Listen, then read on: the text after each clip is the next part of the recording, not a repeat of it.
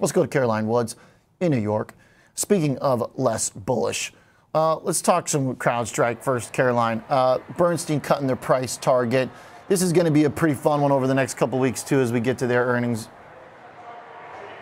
Yes, this is ahead of earnings next week, Oliver, and still bullish, but just scaling back expectations in terms of price targets from both Bernstein and another analyst as well. Bernstein lowered its price target to $315 on shares of CrowdStrike from $381, kept an outperform rating on shares, so still positive.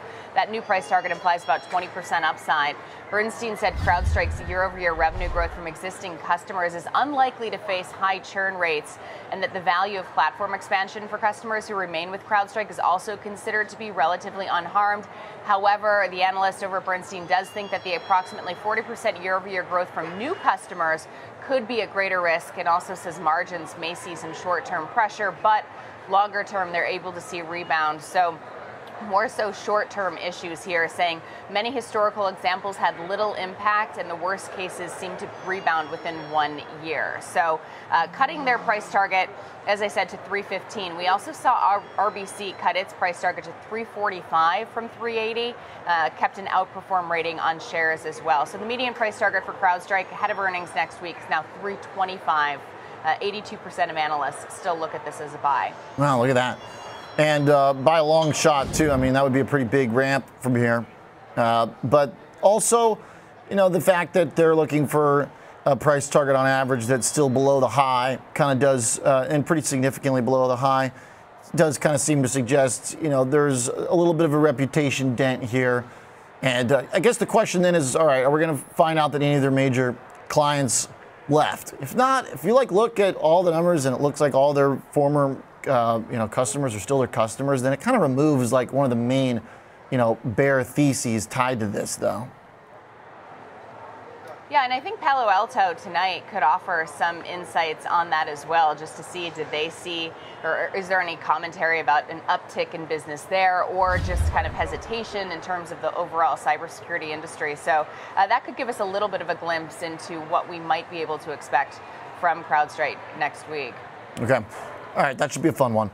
But I feel like the calculation is going to be a generous one by the market. I feel like it's going to say, all right, have you lost any major, business? If not, okay, you took some hits, fine. Maybe it's not going to be the best earnings, but, seems like there's still such dominance from them.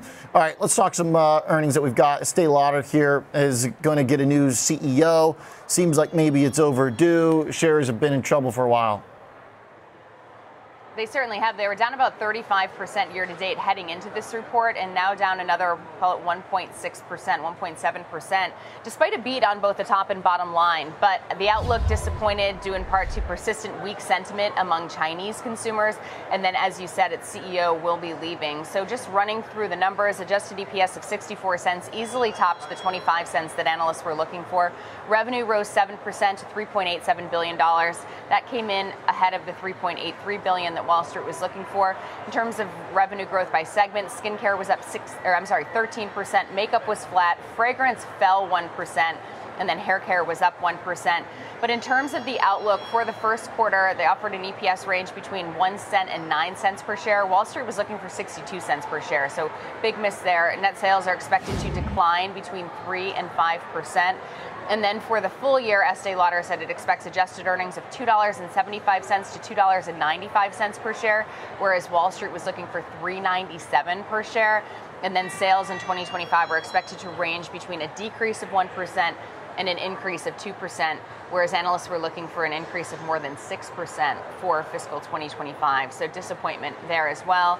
The chief executive said, while our sales and profit outlook for fiscal 2025 is disappointing, this year we will make important strides as we implement our strategy reset to continue rebalancing regional growth, deliver improved annual profitability, and strengthen go-to-market and innovation capabilities to elevate our execution in response to a more competitive market. So the CEO, Fabrizio Freda, is leaving the company, plans to retire at the end of fiscal 2025 after 16 years in service, and that comes just a month after the CFO said they're leaving as well, stepping down after a 12-year stint. So some management shakeup, disappointing outlook, beat on both the top and bottom line in terms of the quarterly report, means shares are down more than 2% right now.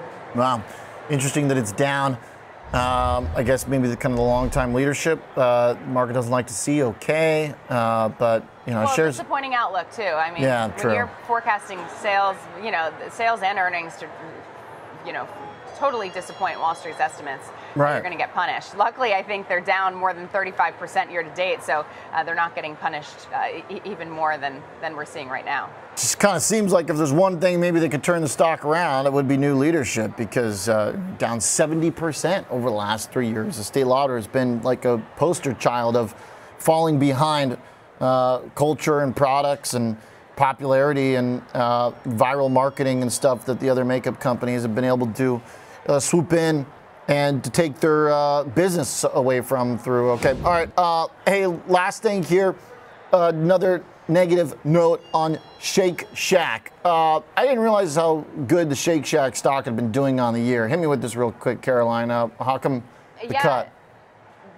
The Piper Sandler analyst is actually moving to the sidelines for both SHAK and Dutch Brothers. So SHAK shares were up more than 40% year to date. Different story for Dutch Brothers. Dutch Brothers basically flat and down about 17% this month, but SHAK's up about 21% just this month alone. But downgraded shares of SHAK to neutral from overweight with a price target of 114. That's down from 121.